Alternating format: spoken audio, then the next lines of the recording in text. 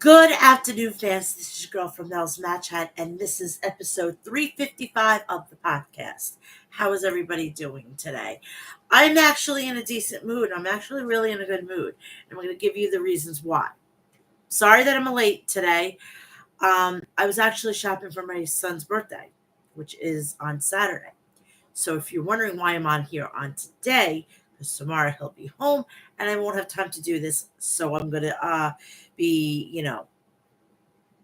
making sure that I can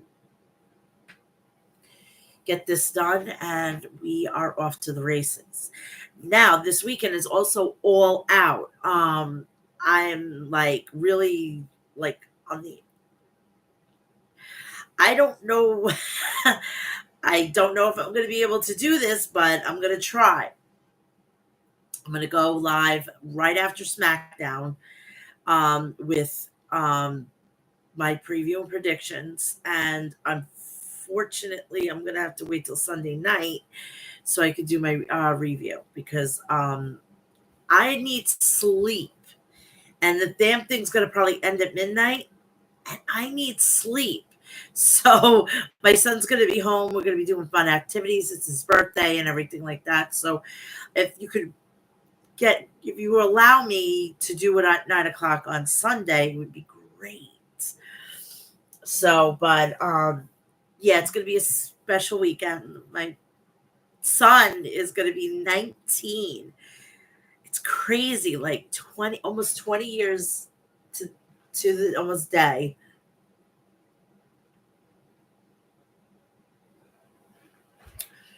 My son came into the world. And I can't believe that this young man now, I get to call him my son, and he's my boy, and I'm elated. And this is a very special time right now for my little family. Um, it's just also a little bittersweet because my mom's not here. But we're gonna make it as fun as possible, and it's gonna be nice having my kid in the house. I miss him dearly. He's doing his thing. He's an adult. Sorry, I am so sorry. I can't help it. He's my kid and whatnot. But I'm looking forward to that. I'm also looking forward to in September when we see the real Vincent Kennedy McMahon Jr. And I cannot wait for that. I can't wait. I'm hoping that it's a binge thing. I will be getting snacks. I will be getting coffee. I will be up. I will be watching this. And I'm shutting my phone off and I am putting this on and I am taking notes. And I'll use my tablet. I'll use my tablet because I'll just want to, be able to like stop it, do some because this has talk to text on here and it's a lot easier for me than typing. I can't stand typing to save my fucking life. So I'm pretty excited and I'm with that. Bad Blood's coming up. All Out is this weekend. It's just gonna be crazy. Crazy time. But what's not going to be a crazy time is me getting you in and get you out so I can go do what I want and enjoy the rest of the evening. Because after today, I'm going to be busy with my kid and I'm not going to have any time for myself. And I wouldn't have it any other way. So I want to dedicate this whole weekend of content to my son, Anthony J. Klein. He is what drives me to get up every morning, and it makes me exhausted at the end of the night, but I wouldn't have it any other way. I love my son. I would do anything for my son, and I'm always there for my son. And that's what I think makes me a really good mom. And I'm pretty proud of myself, and especially what I've been through the past 2.5 years, losing my mother. I have kind of evolved into this really awesome mom, and I've gotten a lot calmer. I'm not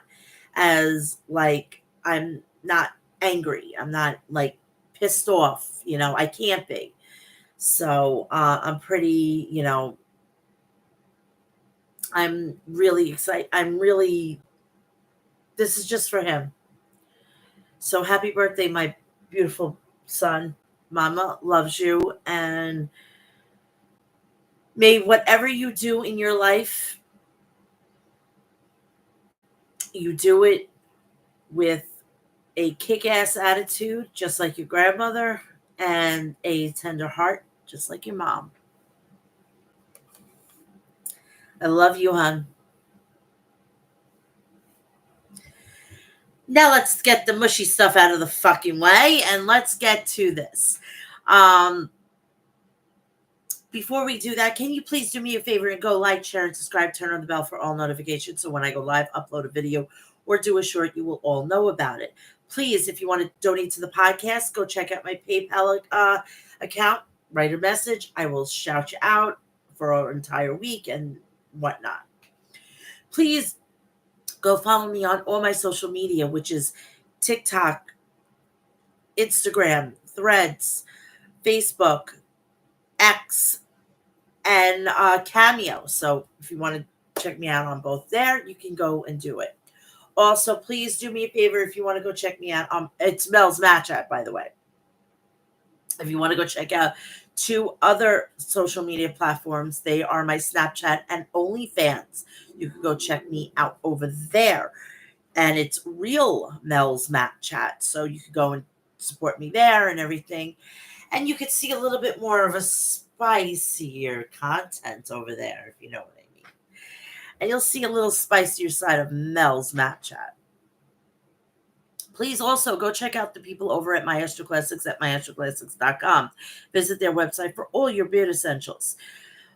If you are trying to murder your thirst because you dying of thirst, go check out the people over at Liquid Death at liquiddeath.com. Visit their website and get all your artillery for murdering your thirst. You have regular spring water, seltzer water, flavored seltzer water, iced tea, and sports packs. And if you're into hot fudge soda, they got you all the way, got you there as well. So go check it out at liquiddeath.com. I'm a coffee freak, as you well know. I am having my Starbucks. Please do me a favor and go check out Death Wish Coffee at deathwishcoffee.com. You can then sample the world's strongest caffeinated coffee with the lowest acidic rate. You could also get different brands of coffee for different makers, which is the Nespresso, the Keurig, and regular percolated coffee. Also, they have righteous merch. So what are you going to do? The holidays are coming up, and if you have a coffee freak in your hands, you got your go-to. You can get them a subscription, you can get them clothes, you can do whatever you want. So go check it out at liquiddeath.com. I don't know what you're doing tonight. I know what I'm doing. I'm watching House of Glory because they're coming from the very first time from Chicago, Illinois. They're coming from the Logan Square Auditorium, and it is going to be jam-packed with action. We have Mustafa Ali versus a member of the bloodline, Zilla Fatu. I gotta put my finger up for that. Please also, we will be having Dijak versus Mike Santana for the HOG World Heavyweight Championship. We have Joe Alonzo going to be there. Kylie Ray versus Megan Bain for the HOG Women's Championship. We have a 6-weight championship versus Gringo Loco versus Arez. Oh, thank you so much. Thank you, Rich. I really need that. Thank you so much. And then we have I believe it's for the HOG World Tag Team Champions, CBK versus Main Event versus Bang and Matthews. Robbie Eagles will be in the house, and so much more. So tonight, if you cannot be there in Chicago, Illinois, do yourself a favor. Get to a tablet, get to a phone, get to a computer, get to a TV. Download the Thriller app. Sign up for Thriller Plus, and you got to go. It pays it off in the first freaking event. I cannot wait for this. I'm psyched for this. And They're also coming back on September 29th. Believe in Glory. If you say his name, he definitely will appear. And he will be making his HOG debut, which is none other than Joe Hendry, the man of the hour, the most popular guy, the hottest guy that you want to get.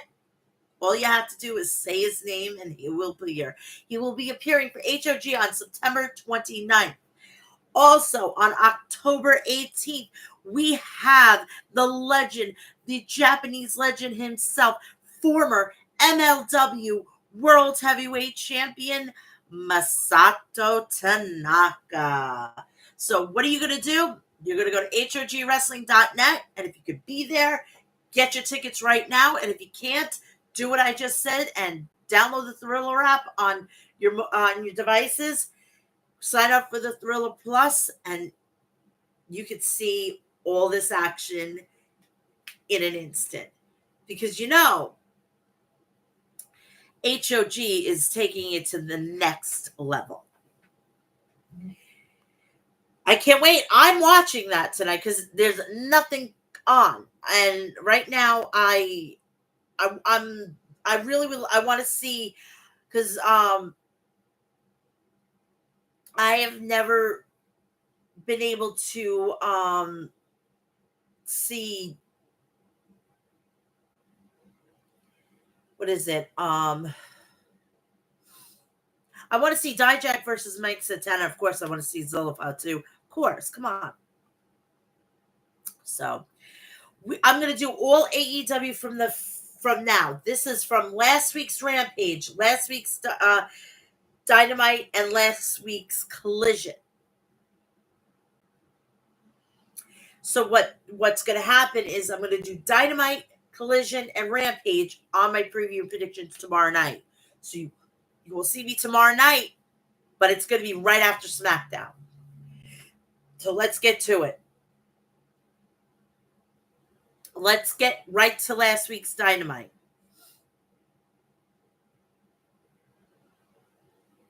Actually, I'm sorry, it's not Dynamite. I'm going to do Collision and Rampage, and then that's with that. Go to Raw, and I'm going to get you out of here.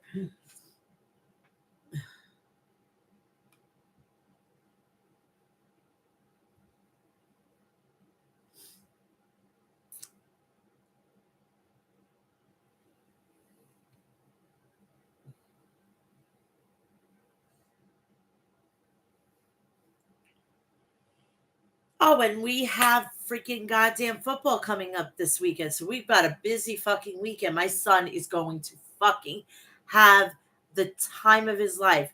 I'm leaving him with the big TV. I'm coming in here and I'm going to catch up on a lot of shows that I've been putting off so he can watch football and I can be in peace.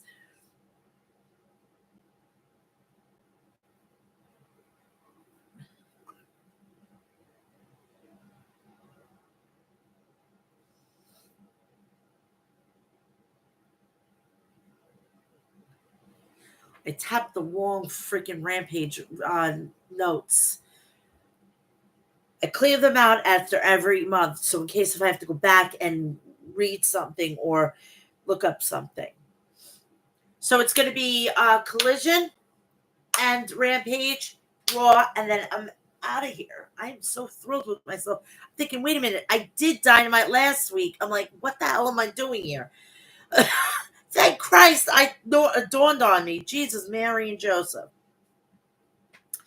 So Rampage from last week was coming from the State Farm Center in Champaign, Illinois.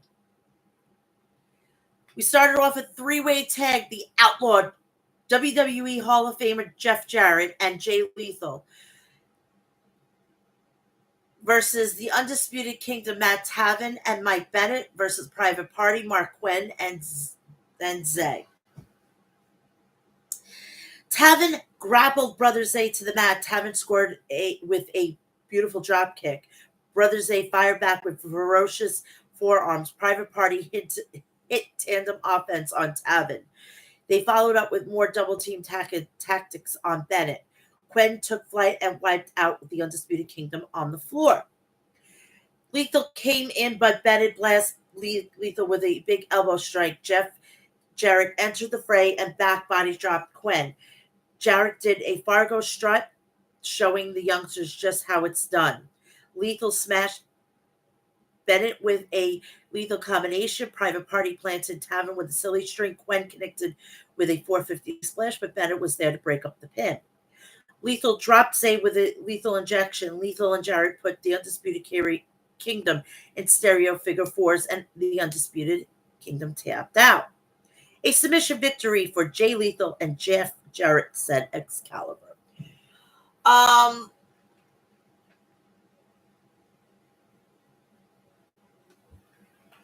have a feeling that Jeff Jarrett is going to be the next to get the old I'm retiring situation. So, God, I'm like slipping here.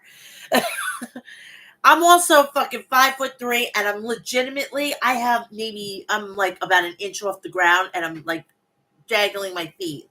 I hate it. We had Rev Pro Undisputed Women's Champion Mina Shirakawa versus Misa Kate. Mina used a leg sweep and then kicked Misa Kate in the spine. Mina followed up with a leg sweep. Mina attacked Misa Kate's knees, trying to neutralize Misa's kickboxing background. Mina hit a frog splash for a near fall on Misa. Misa Kate cracked Mina with a thrust kick, but Mina escaped at the 2 count. Mina rocked Misa with a back fist and then planted Misa with a driver for a pinfall victory. I think Mina could use another belt on her mantle, said Tony Schiavone. Only time will tell which champion Mina has her eyes on, replied Excalibur. It's the TNT champion. Seriously. She's not going to go after Mariah May. Absolutely not. No freaking way. And my nose is stuffy as fuck right now. I always have to have like napkins or shit like that around my house because my nose is so stuffy lately.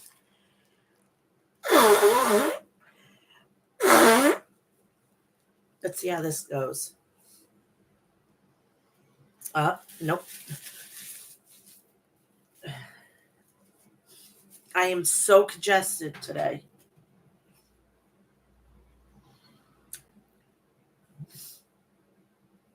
Stokely Hathaway was backstage with Chris Statlander. Stokely, Will and Nightingale, once again, you have surrounded yourself with a bunch of deviants. But that's fitting because you are support system. You're their support system. But you suck ass. But they suck ass. You are the farthest thing from the street. Excuse me, there's a problem. Stokely called one of the AEW production staff members to him. Stokely, I saw you shaking your head the entire time. Ladies and gentlemen, we have Willow Fan on the crew. Well, guess what? You'll learn someday. Chris Statlander knocked out the staff member with her fist that was wrapped with a steel chair.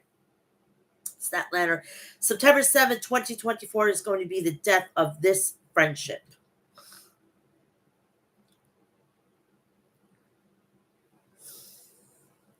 Man, I really wish that Vince McMahon didn't do what he did with the Grizzly Young Veterans. And I was fucking right. I was right. They put those two with fucking Joe Gacy together to get fucking Ava Raine over. I love when am right. They didn't need her. It was just something so they could get Ava Raine on television. And now she's not even a fucking wrestler. She's a fucking general manager. What is she going to do if they get her onto the main roster? She's only going to be a fucking advocate. That's it. It's ridiculous. She really needs to find something else that she's good at. Because this isn't what she's good at.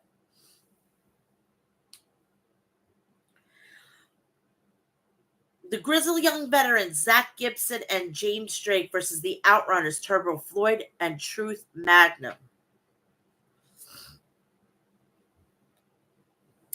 Gibson put Magnum in a hammer. Oh my God, I gotta blow my nose because I feel like something's gonna come out of my nose.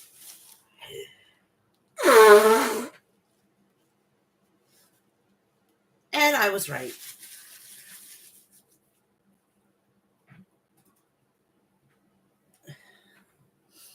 Gibson put Magnum in a hammerlock. Drake tagged in and worked over Magnum's arm and wrist. Magnum body slammed Drake and tagged out to Turbo. Gibson grabbed a blonde tag and grizzled young veterans double team Turbo Floyd. The Outrunners hit tandem elbow drop on Gibson. Drake tagged in and clobbered Truth on with an elbow strike. Gibson jumped over the top rope and landed on Truth, smashing him into Gibson's knee, turning into a stuffed backbreaker. Turbo tagged in and cleaned house on the grizzled young veterans, picking up the intensity. Gibson anchored Turbo while Drake connected with a kick to Turbo's neck. Truth managed to tag in, climb to the top, but Drake knocked Truth off the turnbuckles. Drake decapitated Truth with a doomsday device.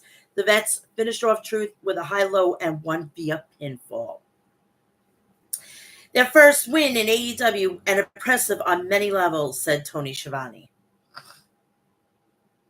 Now, if they want to reset the fucking tag team division, what a way to fucking goddamn usher a new era in it.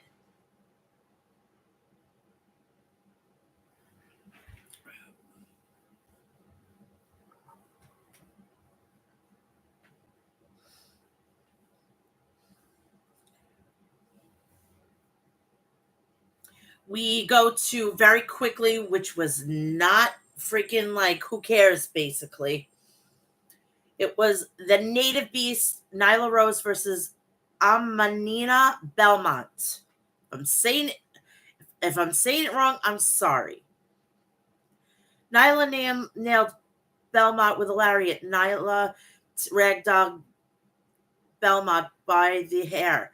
Nyla choked, slammed Belmont. Nyla stunned Belmont with a spinning beast bomb, pinning Amada and making short work of her. A dominant victory for Nyla Rose, said Excalibur. Well, gee, I wonder why. She's got a boatload of fucking testosterone running through her fucking veins.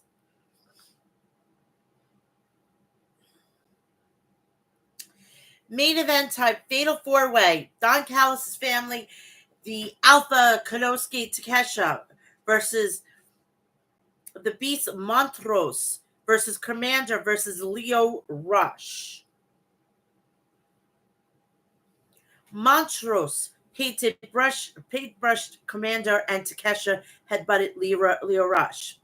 The Beast Montrose and Takesha traded lariats outside the ring. Commander jumped over the top and wiped out Takesha, while Lio Rush flipped over the top rope and rocked the Beast Montrose. Every man for themselves, said Excalibur.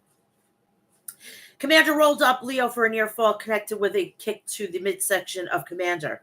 I've been impressed with what I've seen from Lio Rush, and I don't impress easily, said Don Callis. What is he looking to add Lio Rush to the Don Callis family? It wouldn't hurt. Just my opinion. Commander popped up and drop kicked Takesha. Commander wiped out Takesha and rushed with a tornado on the floor. Beast Macho scored with a tornado of his own. This is a spectacular match. 4 athletes who do basically anything, said Tony Schiavone. The Beast Montrose headbutted Takesha in the chest. Lio Rush went for a Hurricane Rana, but Takesha picked up Leo for a powerbomb. Leo escaped and staggered Takesha with a stunner off the bottom rope. The Beast Monstrous blasted Commander with a lung blower. Montrose spiked Commander with an inverted sling blade.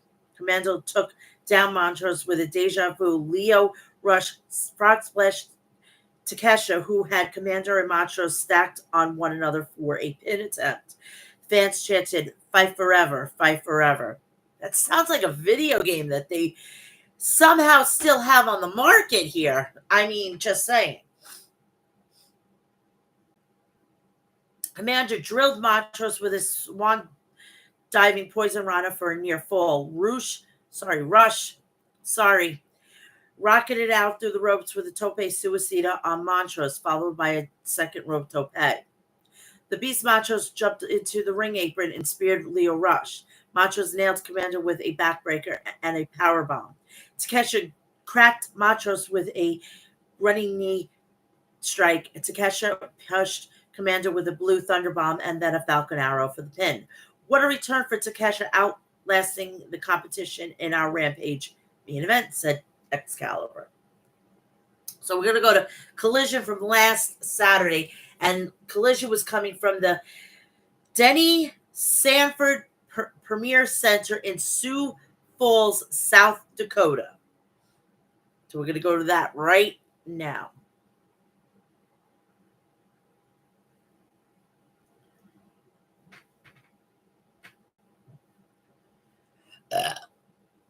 Sorry. I just can't believe I burped on my own stream. That was hilarious. Okay. Collision. Oh my God, I'm so embarrassed. And I can't stop because this is a fucking live stream. Ay, marón. Ay, Dios míos. Ay, ay, ay. Okay. Trios battle. Ring of Honor Pure Champion Lee Moriarty of Shane Taylor Promotions.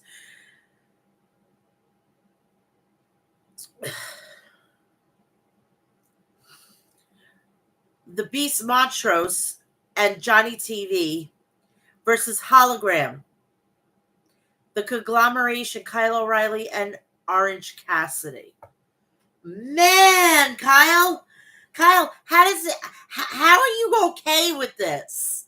Meanwhile, you were fucking tag team champions in NXT, going to Survivor Series, going to takeovers, main event takeovers.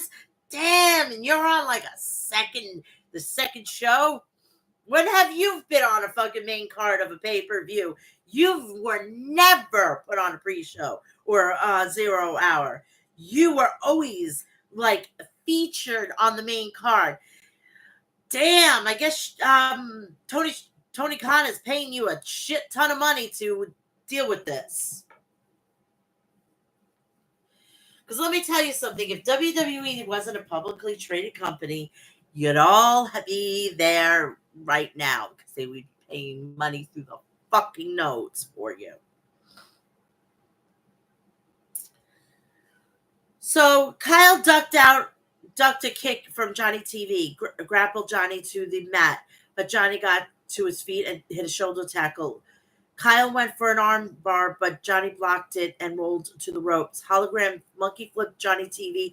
Orange and Moriarty tagged in for their respective teams. Orange and Lee Moriarty chain wrestled until Hologram tagged back in.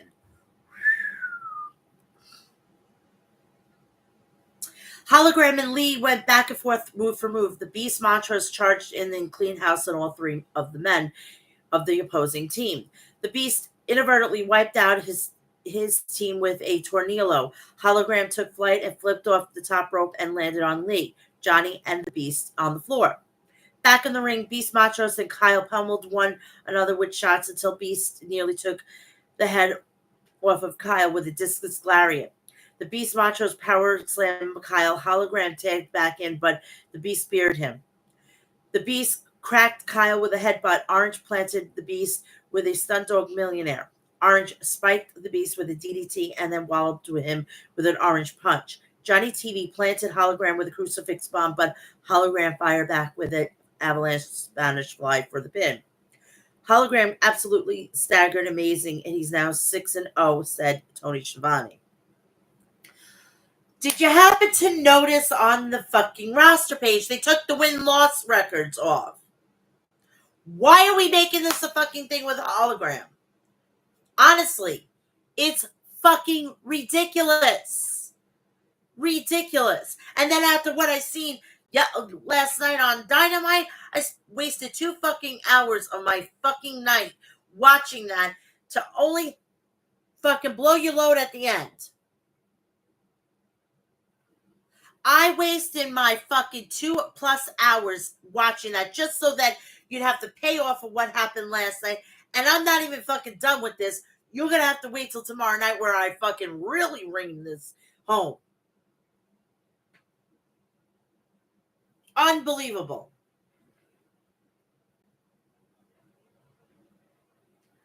And I can guarantee you we're going to have like 10 matches. I would be highly shocked if it's under 10. I will be totally fucking shocked if Tony Khan actually fucking gives us less than 10 matches. I will be fucking goddamn godsmacked. I would actually fucking check on him to make sure he's okay. Because he would actually be doing something right. There should be no more than 7 fucking matches. And I don't understand this. If this happened 2 weeks after All In, you know what? I'd give my fucking fan base like, hey, I'm gonna give you like 6-7 matches. I'm not gonna charge you the $50.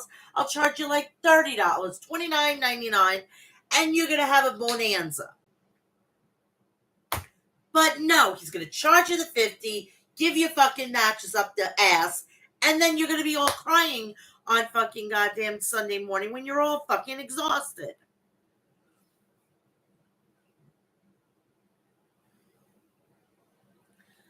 Trios match: The Bang Bang Gang versus Tony Nese, Josh Woods, and Ari Daivari.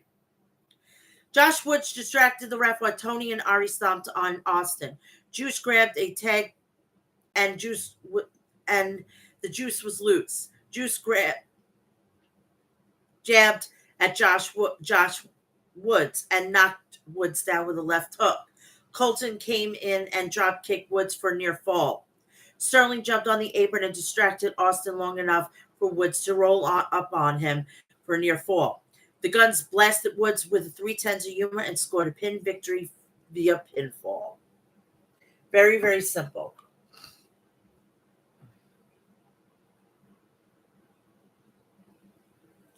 I gotta let my boyfriend know that I'm streaming.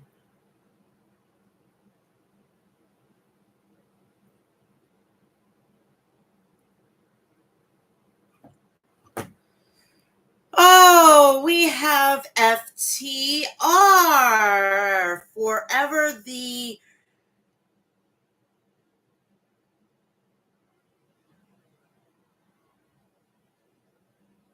how can I say this? Forever the rude Cash Wheeler and Dax Hardwood. Yeah, now I understand why they named themselves Cash. I told the fucking green Tony Khan's giving.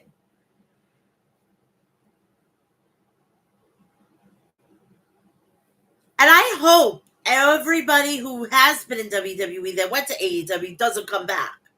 All right? That's what I want. I want everybody to finish their careers out there. And then when they say, oh, we deserve a WWE Hall of Fame induction. No. You say anything about the company, you lose all that fucking right. And it goes with the same with thing. If AEW superstars have never been in WWE that go to AEW and they do and say shit about AEW, it's the same situation. I don't like that. If it's good for the goose, it's good for the gander. If it's good for one, it's good for both. Dax smashed Taven with a shoulder tackle and chopped Taven on the chest. Cash tagged in, but Taven shoved Cash into the Kingdom's corner. Taven and Bennett used quick tags to overwhelm Cash in their tandem offense.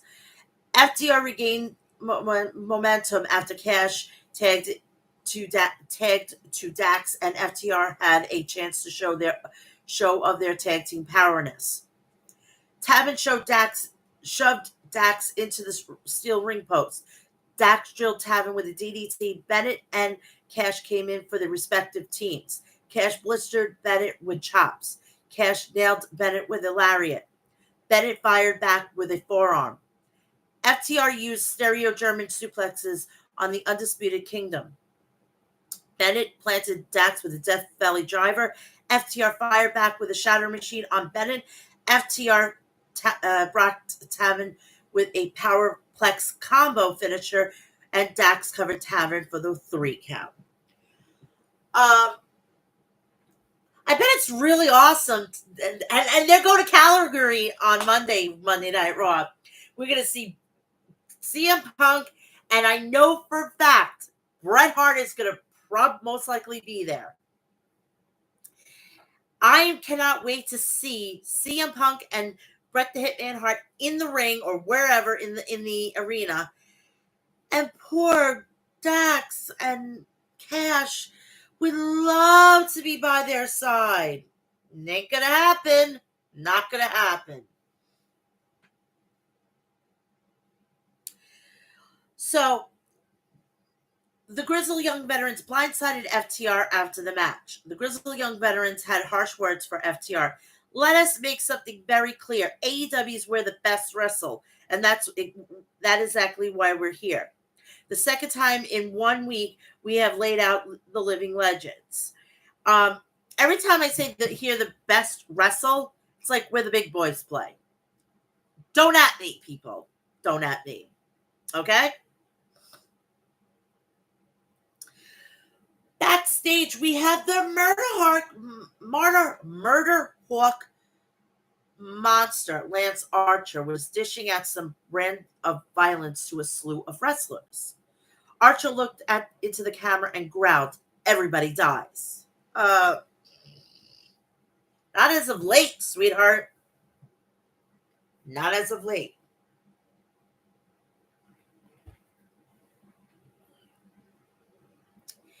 Eight-man tag, Top Flight. Dante and Darius Martin, Leo Rush, and Action Andretti versus the Iron Savages, Jack Jameson and Turbo Floyd. Bronson shoved Darius, but Top Flight triple teamed him with a schoolboy takedown. Turbo tagged in, but Jack Jameson immediately tagged himself in, wanting the match for himself. Dante put Jack in an airplane spin. Dante picked up Bronson and spun him around, showing incredible strength. All four of Top Flight suplexes Boulder, getting the big man down. Darius connected with a flatliner on Jack Jameson while Dante took flight and splashed Jameson from the top rope, swooping in with the victory for his crew. And that is that. Very simple, very quick.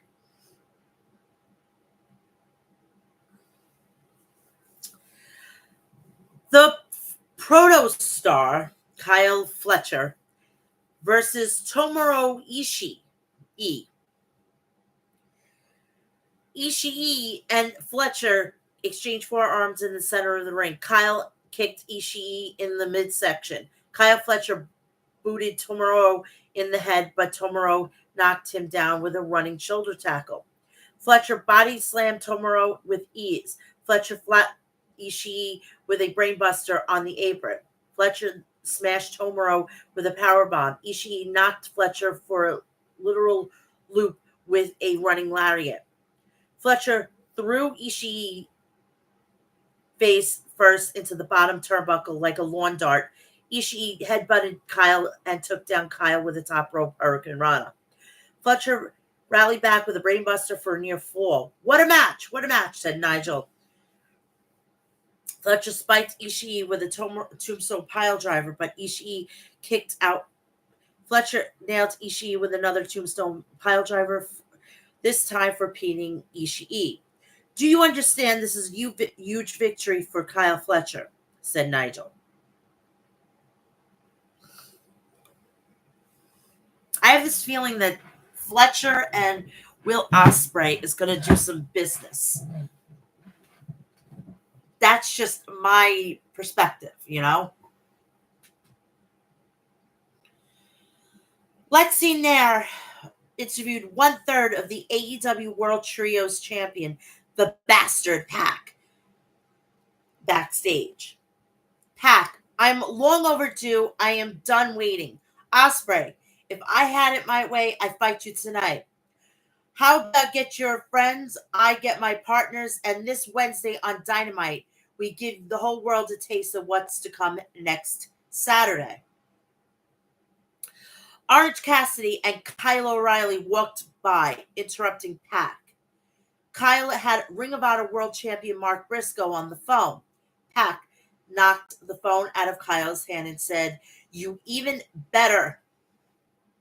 Tony Schiavone said, "You're going to be Will Ospreay teaming with Orange Cassidy and Kyle O'Reilly as they take on Pac, Claudio, and Yuta this Wednesday on Dynamite." Now, if you're wondering why Pac is not with the Death Triangle, there's no more Death Triangle.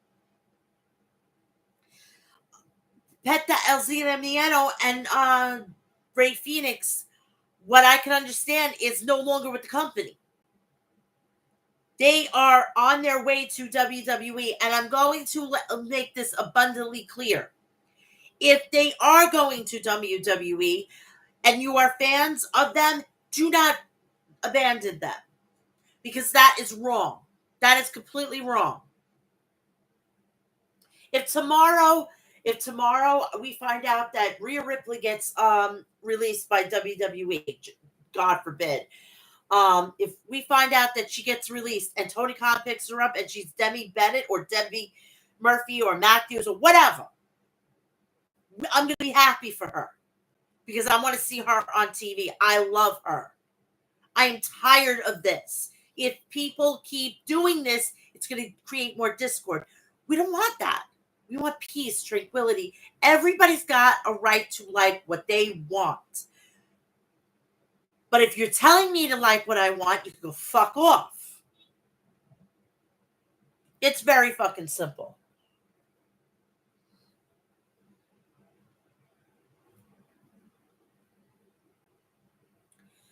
The House of Black, Buddy Matthews versus Commander. Buddy tried to ground and pound and high-flying Commander. Buddy caught Commander and went for a running power bomb, but Commander countered with a Hurricane Rana and then a drop kick from the top turnbuckle. Commander took flight, but Buddy caught him and planted Commander with a suplex on the floor. Buddy blasted Commander with a perfectly timed knee strike on the ring apron. Commander hooked Buddy's head through the ropes with a Rana and drilled Buddy head to the mat. Commander followed up with a poison Rana. Commander rocketed out of the ring and with a tope headbutt to Buddy outside the ring. Commander stunned Buddy with a tornado DDT. Commander jumped off the top rope, but Buddy countered with a knee strike and then planted Commander, picking up the pinfall. Brody King came down to the ring to help Buddy celebrate after the match. M&M Collection appeared on the screen and told them to enjoy the victory now because next week, the Fashion Week, and it will be M&M Collection against the House of Black in a Friday night fashion night fight. And it's your funeral, said Buddy Matthews.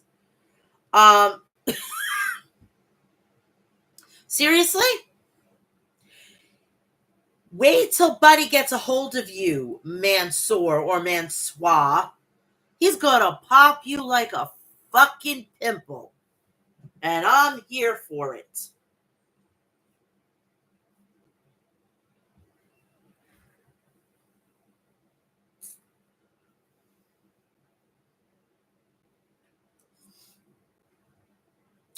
Collision main event 4-way match. Queen Amata versus Serena Deeb versus Hikaru Shida versus Thunder Rosa. Shida was aggressive at the very beginning, taking on all three opponents. Shida stacked all three women in the corner and charged at them with a running knee strike. Thunder Rosa and Serena Deeb went nose to nose until Thunder Rosa hurled Serena with a Northern Lights suplex. Deeb and Amata worked together to double suplex Thunder Rosa and Shida. Amata grabbed Rosa and walloped her with a German suplex. Amata smashed into Rosa and Shida with a running hip attack. Deeb clubbed Queen Amata with a clothesline. Deeb nailed Thunder Rosa with a reverse neck breaker through the ropes. Deeb put Shida in a single leg crab. Thunder Rosa drop kicked Deeb while Deeb was holding onto Shida's leg. Thunder Rosa cracked Queen Amata with a big backstabber. Thunder Rosa followed up with running drop kicks to Shida and Amata. She covered Amata, but Deeb pulled Rosa off Amata, breaking up Thunder Rosa's pin attempt. Shida and Thunder Rosa hammered each other with forearms. Rosa hit a German suplex on Thunder Rosa. Thunder Rosa wiped out Cheetah with a Hurricane Rana from the turnbuckles. Thunder Rosa drilled Cheetah with a Death Valley bomb. Deeb put Rosa in a single leg crab. Queen Amana kicked Deeb in the back and then to the jaw. Queen cracked Deeb with a headbutt. Queen Amana ate a forearm from Cheetah. Cheetah scored with a katana kick and pinned Queen Amada. Hikaru Shida will face Mercedes for the TBS title next Saturday at All Out, said Tony Schiavone. And that is it, because the rest of the stuff is going to be on the preview and predictions for All Out. So that will be right after SmackDown tomorrow night.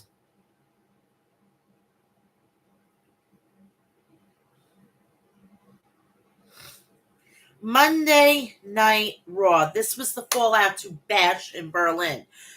Excellent pay-per-view, PLE. If you want to go check out the review, it's on the channel. There's a lot of content on my channel. Go check it out. Remember to like and share.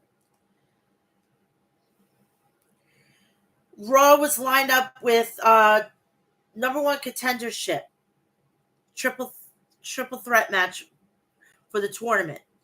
We had Ilya Dragunov, Dragon Lee, and Dirty Dominic Mysterio.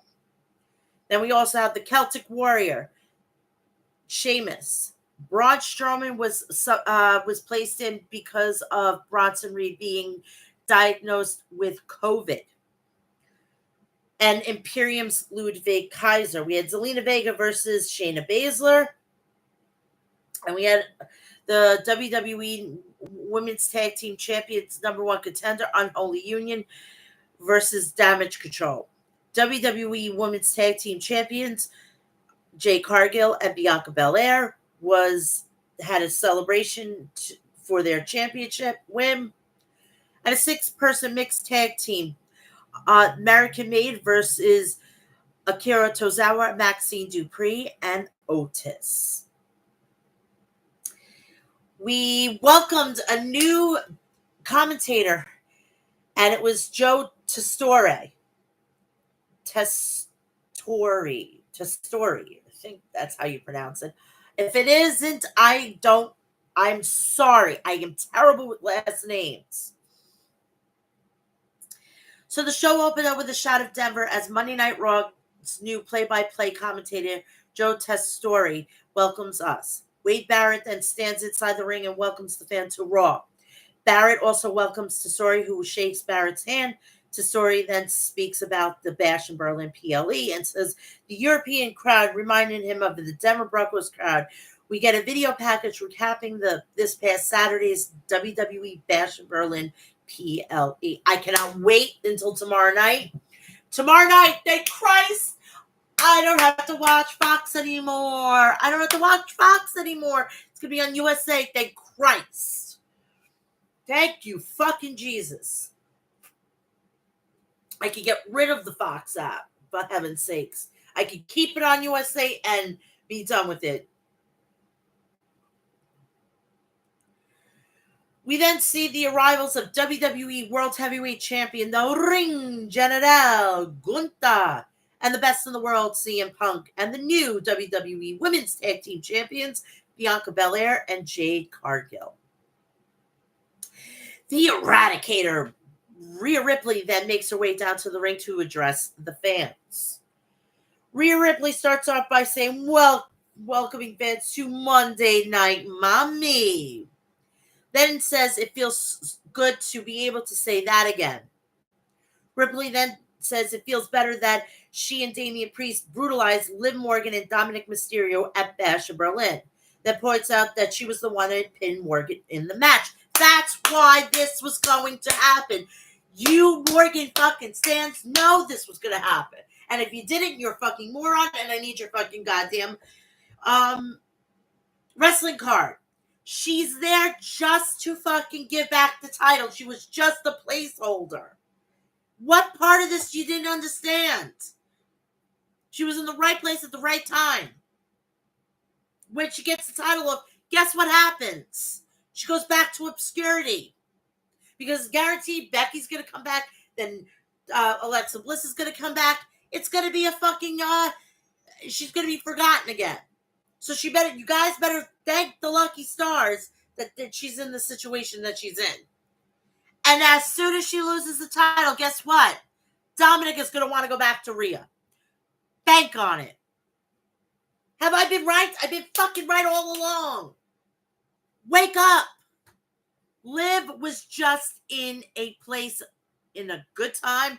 She just had the opportunity. Do you honestly think they're going to send her to fucking press releases, fucking this, that, and the other thing? She was sent to fucking goddamn premieres. Nobody knew who the fuck she was. Everybody was asking about where's Rhea. All right? Rhea's the moneymaker. And I see merchandise. She's number 2 with fucking Damian Priest. All right? So let's get this a little straight now. She makes the money. Liv is not making money. Look what's going on with Judgment Day. Or should I say Trash Day. We all knew this was going to happen. But you Morgan stands, you sleep so comfortable that she's where she is. Because she's going to have a fucking brutal eradication from mommy.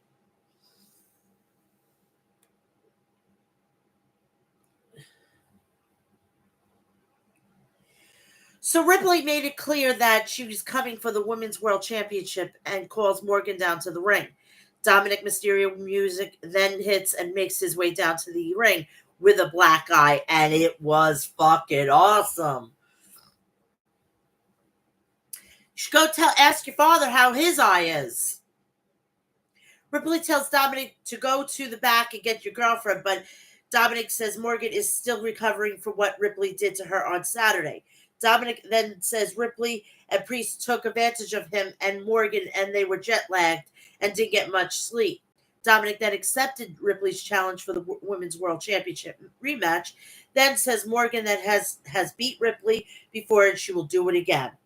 Ripley then calls Dominic stupid and tells him that Morgan won't face her right now. She'll face her anytime, any place. Morgan's choosing. Morgan then appears out of nowhere and looks to blindside Ripley, but Ripley sees her coming and hits her with a back elbow. Dominic then slides out of the ring, but Ripley looks to pull him back in. Ripley then gets tangled in the middle rope and Morgan beats her down. As Dominic watches on, but Damian Priest makes his way down to the ring, forcing Morgan and Dominic to retreat as Ripley sells the knee injury. She's fine. And I seen the kicks. It was nothing. Testori and Barrett then speaks at ringside and shifts the focus to recapping the Wyatt Six, Uncle Howdy defeating American Nade's Chad Gable in Howdy's debut match last week. It brought a tear to my eye to see Bo Dallas back in the ring. He is an amazing professional wrestler. We then go to the back where Chad Gable speaks with Julius Creed, Brutus Creed, and Ivy Nile. Gable says he is sick and tired of what's been happening and then fires up his team. Gable then slaps Julius to fire him up, and then American Made makes their way down to the ring for the first match of the night, which is a 6-person mixed tag team match.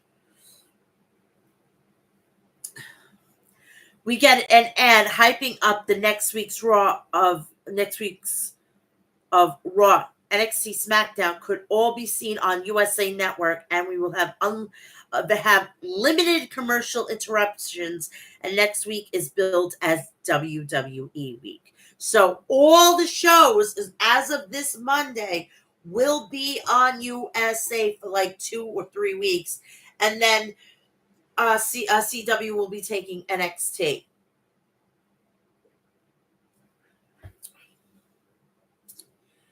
We head to the back and we see Damian Priest calm Rhea Ripley down as medical officials check on her.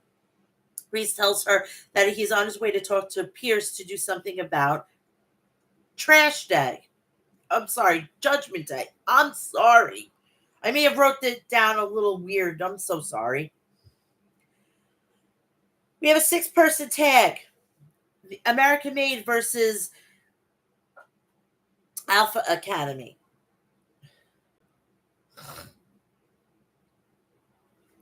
The match starts off with American Made going straight after Alpha Academy. Julius Creed and Ivy Nile then send Maxie Dupree and Otis out of the ring. As Brutus Creed beats down Akira Tozawa down inside the ring, Julius then tags in and beats Tozawa down.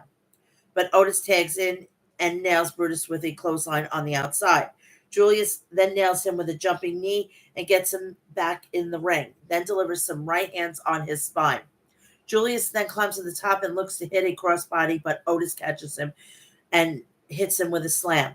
Nile then gets in Otis's face, but Dupree hits her with a Thez press and delivers some right hands on Otis, and then hits the Creed brothers with a double clothesline, and Dupree flies off the rope to take American Made down on the outside. Tozawa looks to tag out to Dupree or Otis, but Julius and Nile pull them both off the apron.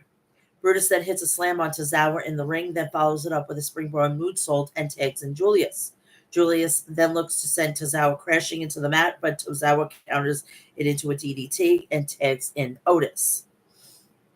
Brutus then tags in on his side, and Otis nails him with a back body drop. Otis then follows it up with the caterpillar and runs over to Brutus, then goes for a pin, but Julius breaks the fall. Julius then delivers some right hands on Otis in the corner, but Tozawa nails him with a German suplex and a tope suicida. Tozawa then looks to fly, but Julius sees him coming and takes him down. Dupree and Nile then tag in, and Dupree looks to hit the caterpillar on Nile. Gable then jumps up on the apron and captures her attention, but Dupree nails him with a kick on his head. Dupree then turns around into a roundhouse kick from Nile on her head, and Nile locks in a reverse face lock on Dupree, and Dupree tags out. After the match, Gable grabs the mic and sends a message to the Wyatt Six. Gable complains about the group getting involved in his match against Uncle Howdy last week, then demands an 8-person street fight next week between Wyatt Six and American Made. Gable then says American Made will get rid of the Wyatt Six for America next week. Wait a minute. So we're going to have Joe Gacy, Rowan, and Dexter Loomis and Nikki Cross. What's going to go on with Bo Dallas? It should have been a 10-man. The lights go off, and then they come back on. Uncle Howdy was standing on the ramp. Howdy says 375 days ago his sanity crumbled, and his path is in the void now. Howdy then says the silence is deafening me for accepting Gable's challenge. The rest of the Wyatt Six then join Howdy on the ramp. That's going to be an interesting match next week, and I'm looking forward to it. Testori and Barrett then speak at ringside and says Bronson Reed was not medically cleared due to illness, COVID. A graphic then lists a mystery person as Reed replaced for the triple threat match with Sheamus and Ludwig Kaiser. We get a shot of Dominic Mysterio, Ilya Dragunov, and Dragon Lee while Testori hypes their triple threat match. We get a drone shot shows the city of Seattle while Testori hypes SmackDown being there next week for the return to USA Network. Is it this week or next? Oh, no, it's next week. Sorry, I'm a little confused. Sorry, I got a little confused with that one. Then we get the entrance for the singles match, which is Zelina Vega versus Shayna Baszler.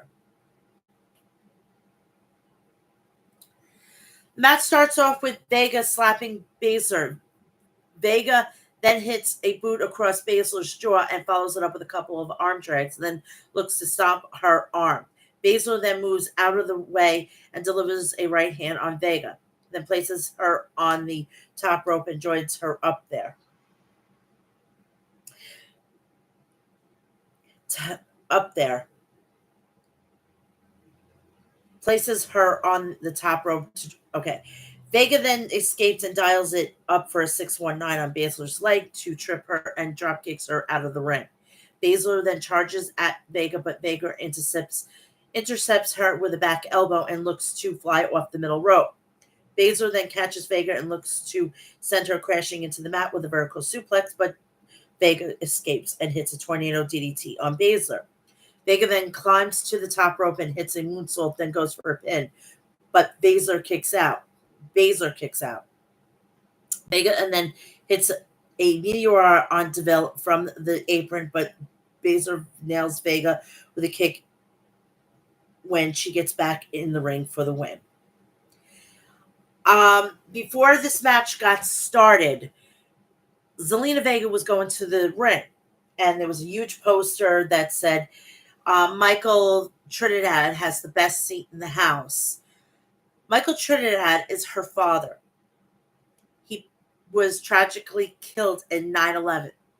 So this was a little bit of a, how can I say this? A tribute to him. And Zelina Vega will always hate or try to get through a tough day because she lost her father on 9/11. Side note, I almost lost my fiance at 9/11. He was supposed to have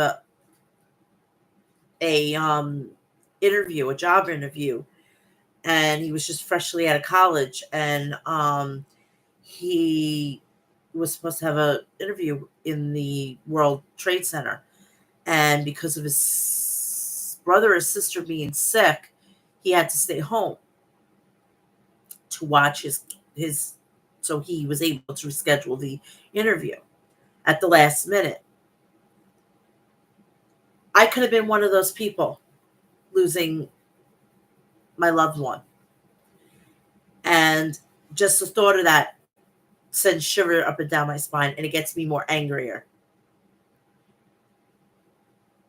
So I will always take that day to heart, even though I didn't lose anybody. I could have very, very quickly. And I commend that person who did that. And I'm hoping that he got like a free t-shirt from her. I'm hoping. So then after the match, Pure Fusion Collective surrounds Vega in the ring and beats down Lyra. Valkyria music, and then she makes her way down to the ring. Valkyria takes down DeVille and Baszler and delivers some right hands on Stark. Pure Fusion Collective then outnumbers Vega, and they take down Valkyria and Vega down. DeVille then grabs the mic and sends a message to the WWE Universe before putting the locker room on notice. We then see Rhea Ripley standing on a crutch next to Damian Priest and tell him that it was just a precaution and she'll be fine. She has a video. She's eating fucking chicken tendies with no fucking breaks. It was a work, okay? Priest then says Balor will only agree to face him in a tag team match. Priest then says Ripley couldn't be his partner and he has no friends, so he can't have a match. Ripley then says tells Priest to accept the match because she has someone in mind. Gee, I wonder who it is. Ooh. Maybe some Uzi magic? CM Punk was shown walking backstage in non-wrestling attire. Punk stops for a moment to look at the Colorado Avalanche banners. We head to the back where Zelina Vega and Lyra Valkyria vents about Pure Fusion Collective. Valkyria says she has an idea and notes that next week's show is in Calgary. So what, we're going to get Natalia? Come on. Let's just tell them that I'm going to contact Natalia and she's going to help us out. The best in the world, CM Punk makes his way down to the ring to address the WWE Universe. CM Punk starts off by saying, "It's great to be alive on a Monday in Colorado." He says before he gets home to celebrate his win against Drew McIntyre in their strap match at Bash in Berlin, he had to make a pit stop to celebrate with the fans. He should have just went home.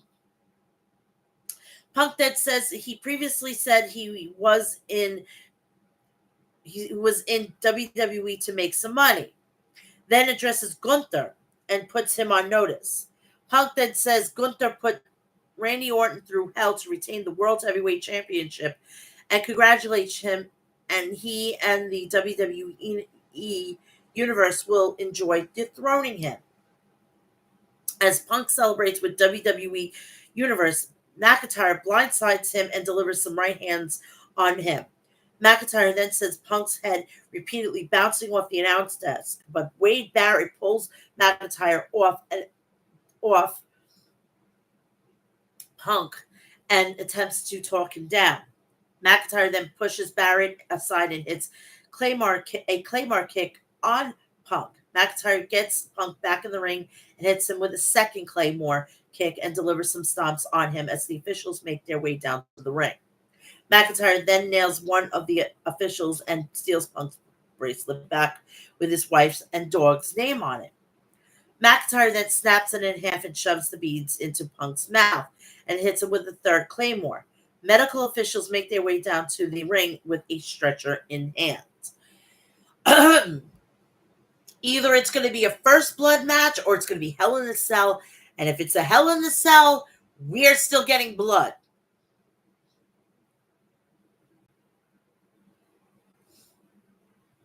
We then see Punk being stretchered through the backstage area with Pierce at his side. McIntyre then shows up and delivers a few punches at Punk. McIntyre then gouges the eyes of Punk until the referees pulled him away. We get the entrances of the next match, the triple threat match to qualify for a fatal four-way for the Intercontinental Championship. And we have Ilya Dragunov, Dragon Lee, and Dominic Mysterio. Or should I call him Dirty Dummy for turning on Rhea Ripley. The match starts off with both Lee and Dragunov delivering some right hands on Dominic. Lee and Dragunov then send Dominic out of the ring and lock up with each other. But Dominic hits a dropkick on Dragunov and a Michinoku driver on Lee. Dominic then goes for a pin, but Lee kicks out. Dominic then hits a chop on Dragunov, but Dragunov nails it with one of his own and follows it up with a couple of German suplexes. Dragunov then hits a third one on both Lee and Dominic. Lee and Dominic then deliver right hands on each other on the ropes. Dragunov then pulls Lee off and hits him with a power bomb. Then follows it up with an H-bomb and goes for the pin. Dominic then breaks the fall with a splash, then looks to dial up for a 619 on Dragunov.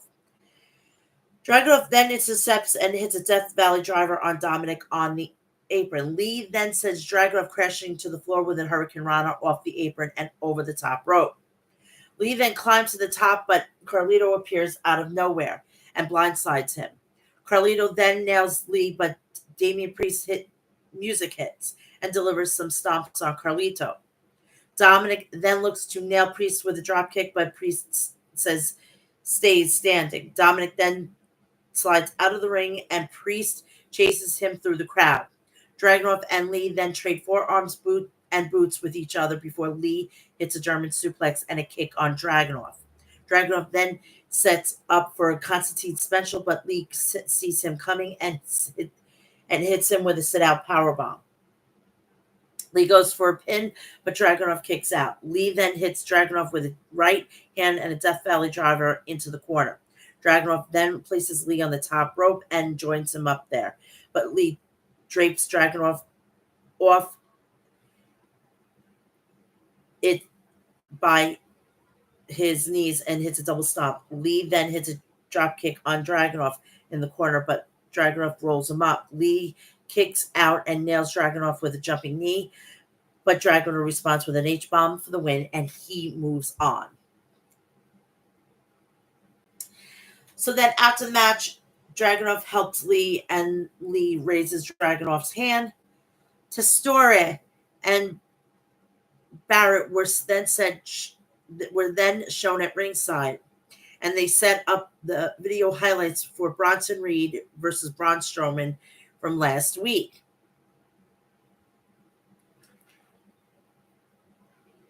We then head to the back where Raw General Manager Adam Pearce is being interviewed by Kathy Kelly. Kelly asked Pearce if we found a replacement for Bronson Reed in the triple threat match.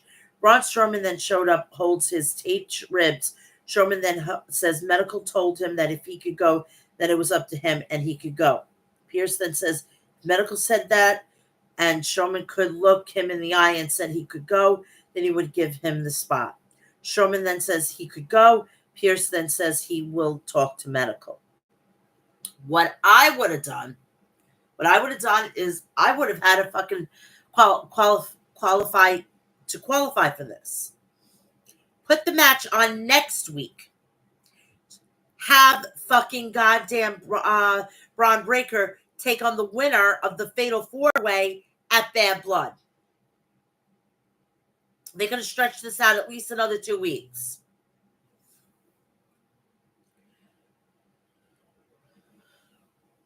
We have the new WWE Women's Tag Team Champions, Bianca Belair and Jade Cargill, heading out down to the ring.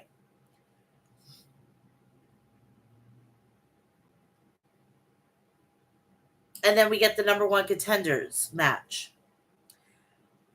Unholy Union versus Damage Control. The match starts off with Sane and Fire. Fire delivers some stomps on Sane in the corner. Dawn then tags in and hits a Hurricane Rana on Sane and then follows it up with a right hand off the apron. Sane then hits a back fist on Fire and Sky flies to land on her. Dawn then hits a hip attack on Zane in the corner. Dawn then looks to hit a second one, but Zane moves out of the way before she can. Fire then tags in and looks to hit Zane with a vertical suplex, but Zane escapes and tags in Sky. Sky then hits a double drop kick on both Fire and Dawn and follows it up with a Meteora in the corner. It goes for a pin. Fire then kicks out and gets Sky up for the Gory Bomb, but Sky hits a drop kick on Dawn and fires and a butterfly backbreaker on Fire. Sky follows it up with a Northern Lights suplex. Zane then sends Dawn crashing out of the ring and looks to fly off the top. But Dawn moves out of the way and Zane accidentally takes down Belair. Jade Cargill then hits a forearm on Zane and Fire, looks to take advantage by rolling up Sky in the ring. Sky then sees her coming. Dawn sends her face bouncing off the bottom rope. Dawn then tags in and hits a Gory Bomb flatliner combination with Fire for the win. I like that combination. I like that. That's really effective. So we get a rematch, basically. Oh, thank you so much, Alyssa. I'm doing pretty good. It's my son's birthday weekend. Big 1-9, baby. Having a good night. I'm having a great weekend so far. And it's only Thursday. It's pre-Friday. We head to the back. We see Newsday's Kofi Kingston tried to convince Raw General Manager to get Judgment Day to defend the World Tag Team Champions, given that it's been over 2 months since their last defense. Pierce says he's been trying to get Judgment Day on the phone, and it's been crazy. Kingston says that he has proposition for himself and Xavier Woods. Gunther then shows up and looks Kingston up and down and walks away. I want to cover this. I want to give my 2 cents about this. I don't know the specifics, but I want to give my 2 cents with this.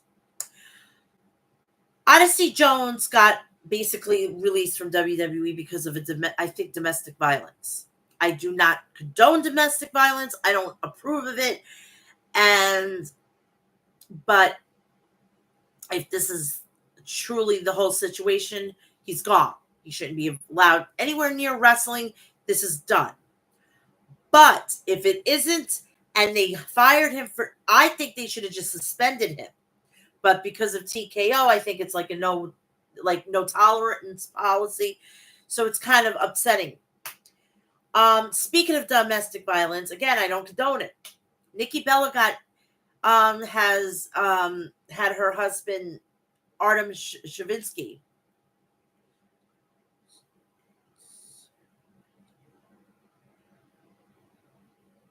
Huh? He's not gonna. No, I don't. Where have you heard that? Why is he getting sued with the nightmare gimmick? It has. I don't think. I don't understand. I haven't seen that. So, if what I was reading with that, if Nikki has made this up, she should be treated just like like any other person who makes up stories. She needs to be blacklisted. And if comes to find out that Artem is completely innocent, holy shit. And I just find it very coincidental that because Bree and Brian and the kids had their great weekend at All In, she's probably a little attention starved. It just feels so coincidental and too coincidental that she isn't getting the enough attention. And then she goes to the Netflix thing with Kobayashi and Chestnut, thinking that like nothing's wrong. If that was me, I would be like, you know what? I'm pulling out. I need to focus on my kid and everything like that. So I think this is all bullshit. That's my opinion. If it's wrong, I will come on here and I will say I'm wrong. But from right now, I think it's just publicity, and she needed it. She needed to be back in the people's mouths because she has no fucking talent.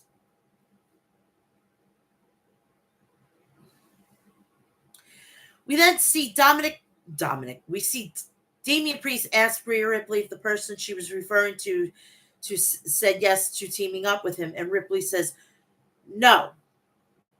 Priest then asks what he said, and Ripley says yeet. Priest then says cool, that he still has to have a talk with him. WWE World Heavyweight Champion, the Ring General, Gunther, then makes his way to the ring to address the fans. Gunther starts off by saying Bash of Berlin saw the highest grossing arena gate in WWE history, and that was all thanks to him. Gunther then brags about retaining the World Heavyweight Championship against Randy Orton and says he can stand in the front of the WWE universe, claiming that he's the best and the greatest version of Orton. The greatest version of Orton. Sami Zayn comes out to the ring. Zayn speaks about the Intercontinental title being a workhorse championship. Zayn then lists several legends who held the title and says they used it as a stepping stone to becoming world champion. Zayn then says Gunther did that and now he intends to do the same thing. Zayn then says he wants the world title. Gunther then says Zayn was right about him using the Intercontinental title as a stepping stone. Gunther then says when Zayn had the title, he stepped down. Gunther then praises Zayn and teases giving him a title shot before saying no. Gunther then drops the mic and smiles before leaving the ring. Zayn then calls Gunther to stop. Zayn then says he has watched Gunther his entire career and he's never backed down from a fight. Zayn then questions why Gunther was backing down now. Zayn then says Gunther knows since he arrived in WWE, he's the only person that has beaten Gunther, and turns around and says faced him on the stage. Zayn then asks if Gunther's attention now. If he asks, has Gunther's attention now. Zayn then says he's coming for Gunther and he will become World Heavyweight Champion. Some other person beat him, and it's Ilya Dragunov. So sorry, Zayn, but you don't have that prestige.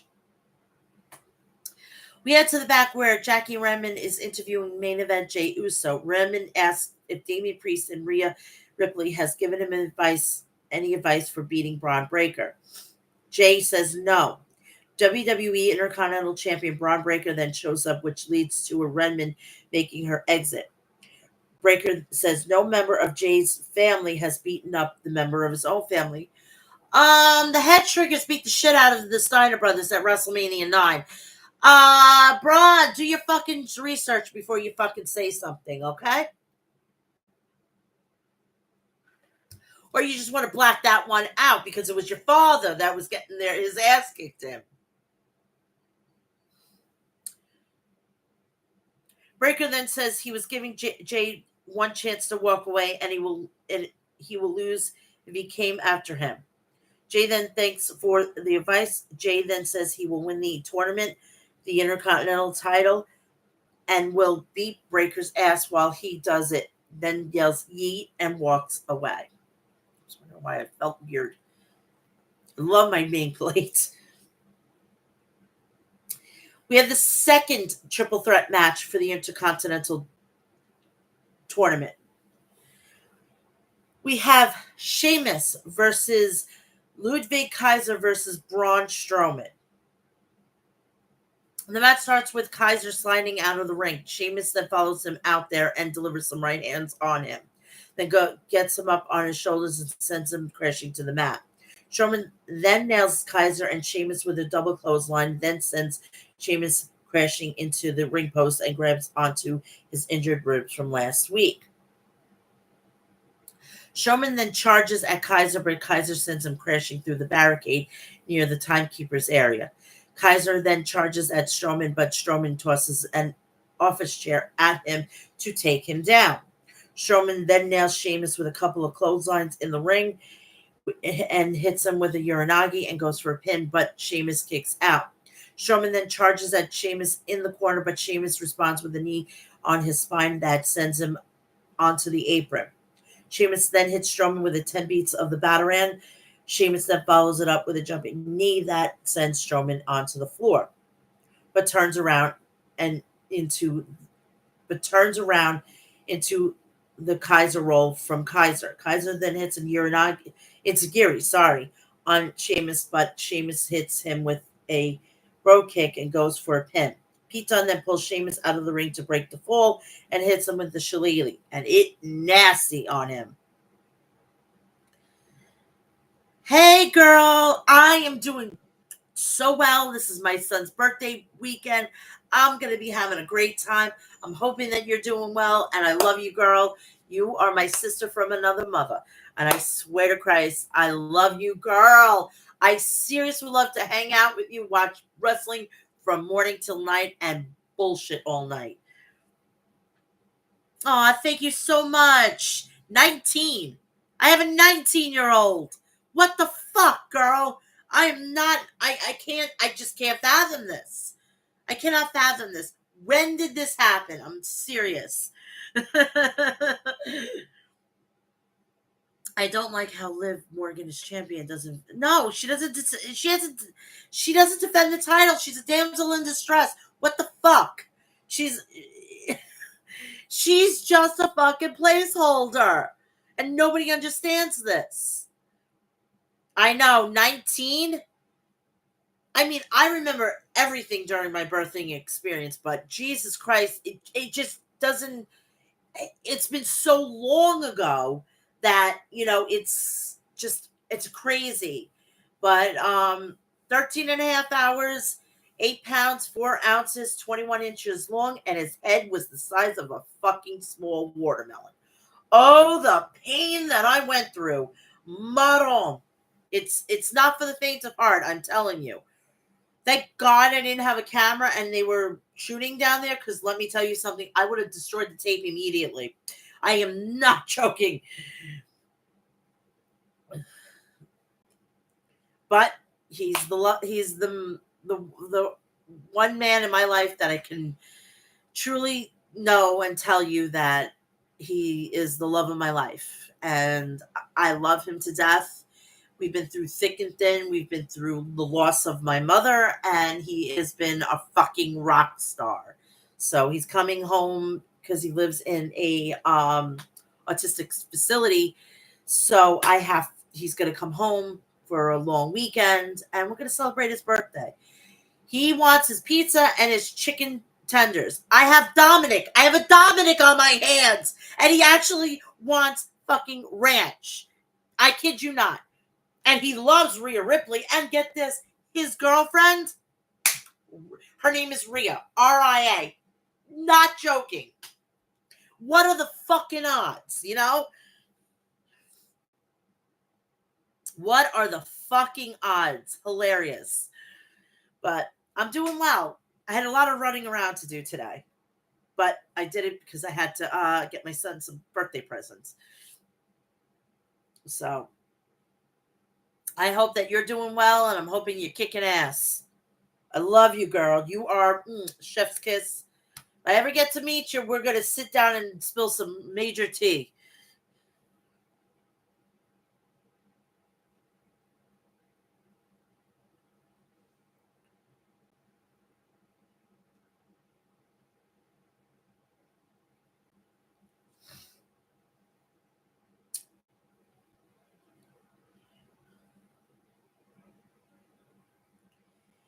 My freaking notes decided to crap out on me, and now I have to fucking okay.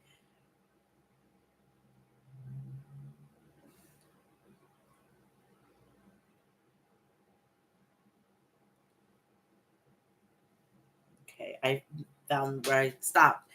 Sheamus Pete Dunne then pulls Sheamus out of the ring to break and hits him with the shillelagh, and that hurt motherfucker. Strowman then hits a splash on Kaiser in the corner and follows it up with a running power slam for the win. By the way, Rage, are you watching HOJ with JD tonight?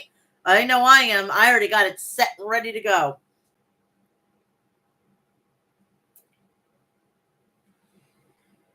We head to the back where Damian Priest tells Jey Uso that he appreciates him agreeing to be his partner, but they have a past that can't be ignored.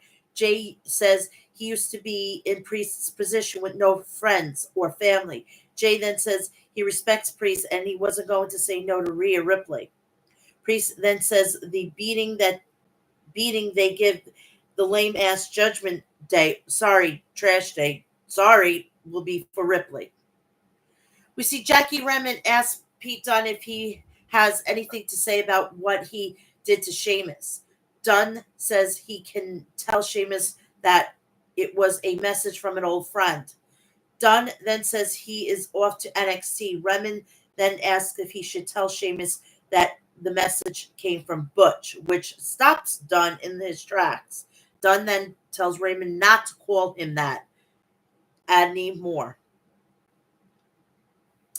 Main event time. But before that, we got the lineup for next week. So it's Judgment Day. JD McDonough and Finn Balor versus Jey Uso and Damian Priest. The match starts off with Balor getting in Priest's face, but ultimately decides to let McDonough start the match against Priest. Priest then takes down McDonough. Priest then drags Balor into the ring, but Balor escapes and sends Priest crashing into the mat. Priest then sends McDonough into the corner and tags Jey, who continues wearing McDonough down.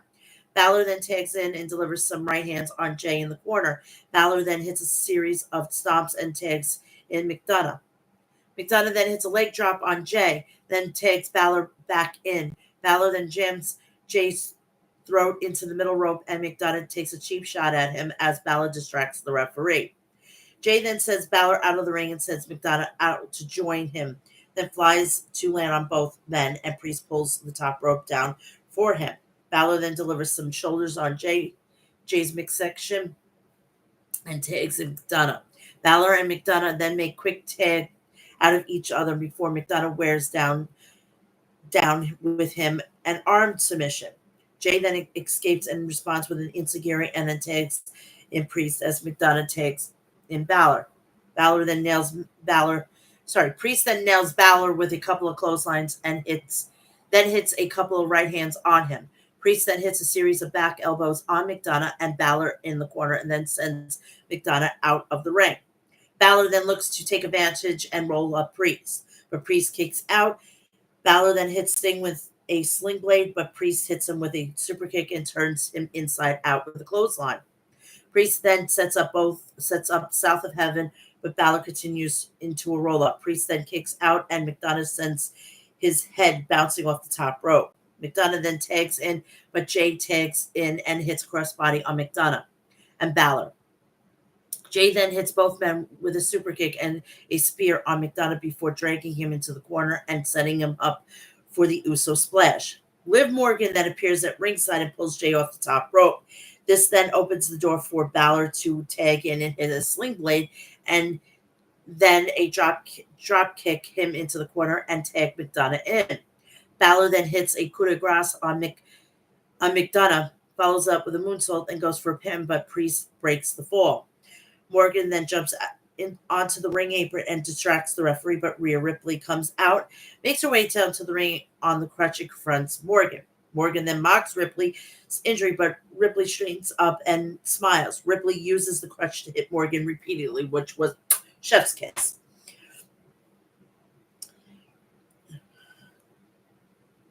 But Morgan retreats to the crowd. Jay then tags Priest unbeknownst to Balor and McDonough. Priest then sends McDonough crashing out of the ring and sets up for a razor's edge on Balor, but McDonough saves him. Jay then hits Balor with a spear and tags in before hitting the Uso splash for the win. And there you go. That was it. After the match, Ripley leads the crowd in a chant for Jay, and Priest holds up their both hands, and the show comes to the close. And they did yeeting all after the cameras went bye-bye. So that is it. That is it. I'm going to get you out of here. It's an hour and a half. That was simple enough. I will be back here tomorrow night right after SmackDown for preview and prediction of All Out. Then I'm going to, on Sunday night, you're going to get me, I know it's football season, you're going to get me Sunday night right after my son goes to bed, where I could do the review, and I will give you the review and of All Out. Please do me a favor and please like, share, and subscribe. Turn on the bell for all notifications so when I go live, upload a video, or do a short, you will know about it. Please, if you want to donate to the podcast, please check out my PayPal account, and I'll write a little message, and I'll shout you out that way. I'm on OnlyFans, so if you want to go check me out there, please do so. Real Mel'S Mat Chat, that you could also use for Snapchat. Please follow me on Instagram, Facebook, Threads, TikTok, Cameo, and X, Twitter, Mel'S Mat Chat. I will be back here tomorrow again after SmackDown for preview and predictions of All Out. Have a great weekend. Oh, and please go check out my Extra Classics at myextraclassics.com. Go check out Liquid Death at liquiddeath.com. Go check out Deathwish Coffee at deathwishcoffee.com. Go check out HOG at hogwrestling.net. And go check it out tonight on the Thriller app. But if you're in Chicago, go see if there's any tickets, and you can see the member of the Bloodline, Zilla Fatu, will be in action. So go check all that out. And then you'll have it on September 29th. You'll say his name, and he will believe in glory and believe in Joe Hendry. And on, I think it's in October, I believe, sometime in October, you get to see Masato Tanaka, former MLW World Heavyweight Champion. So go check all that out. And I will be back here tomorrow night for the preview and predictions of All Out. I love you all. Have a great weekend. I'm going to have a fucking fantastic weekend. It's my son's motherfucking 19th birthday, and I love you all. Enjoy. See you tomorrow. Have a great evening. Bye-bye.